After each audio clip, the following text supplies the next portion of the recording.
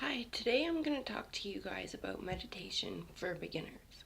I hear a lot of people asking other people about how to clear thoughts in their brain so they can start a meditation.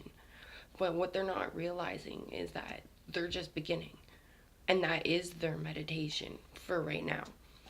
All those thoughts that are coming to you when you're sitting at the end of the day trying to meditate, all the thoughts about what you have to do the next day, all the things that you didn't get done that you were supposed to do, those are all the things that are stealing little bits of your energy and part of your soul. Really, they're soul fragments, and you have to work through those. You have to do your shadow work. So every single time you sit down to meditate, whatever comes to your mind, you need to accept it, make peace with it, in whichever way you need to do that, and let it go. But then, as you're letting it go, you also need to call back the part of your spirit that is still gonna be attached to it. Otherwise, it's just gonna keep repopping back up in your mind and it's not actually gonna go anywhere. Also, you can keep bringing stuff back by not actually letting it go. Once you let a thought go, you need to not think about it again. It needs to actually go. And then once you do that, the more and more you work through every thought and let it go, every time you sit down, the thoughts are going to be less and less. And then you'll eventually get to a point where there's only going to be two or three thoughts, and then you can go right into a meditation. But that's why when you hear about a lot of people that are really hardcore into meditation, they're saying that they're meditating for like 18, 20 hours a day, because sometimes it actually takes that long for you to get into an actual meditation that might only even last for 5 or 10 minutes, just because that's how busy our minds are, and we are not very accepting of letting our feelings and emotions and all the thoughts that rattle our brains go. We feel like we need to hang on to them and keep them like like they're things when they're not.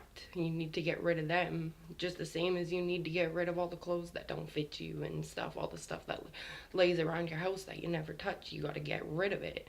And those hold on to little pieces of soul fragments as well. And as you get rid of those and release those, you'll start to feel lighter and lighter every time.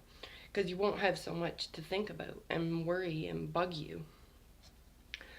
Um, so, shadow work is also very important, because as you start going through all those thoughts in your brain that come every time you meditate, they're gonna kind of come scarier and scarier, because it's gonna, as you're getting rid of thoughts, more are gonna keep coming, and some of them are gonna be thoughts that you didn't even know that you had. They're gonna be memories that you didn't know were there.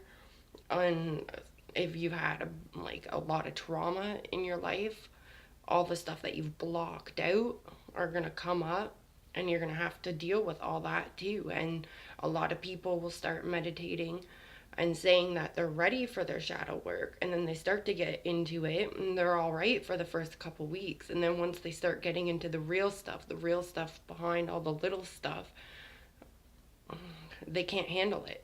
They're not ready to deal with it, because it is a lot of work, and half the stuff that comes up you're not even going to realize was there. But as you get through it and you work through it and you call back all the parts of your soul that and spirit, or your spirit, not your soul, because your spirit and your soul are two different things, but I'm not going to talk about that right now. But as you call back the parts of your spirit and all the parts even that are in other dimensions and stuff, there's pieces of your soul that are out there, your spirit that are out there, and you got to call all that back and stop all your bad habits, anything. And anything can become a habit as well. That's not bad and like good for you. You're not supposed to have any habits or anything, because even something that can start out good for you can turn into actually being bad for you if you hold on to it too much. Um, okay, now I'm also gonna talk about seeing auras. Seeing auras is actually pretty hard. A lot of people think that they're seeing auras when they're seeing, like, when you start to practice seeing an aura,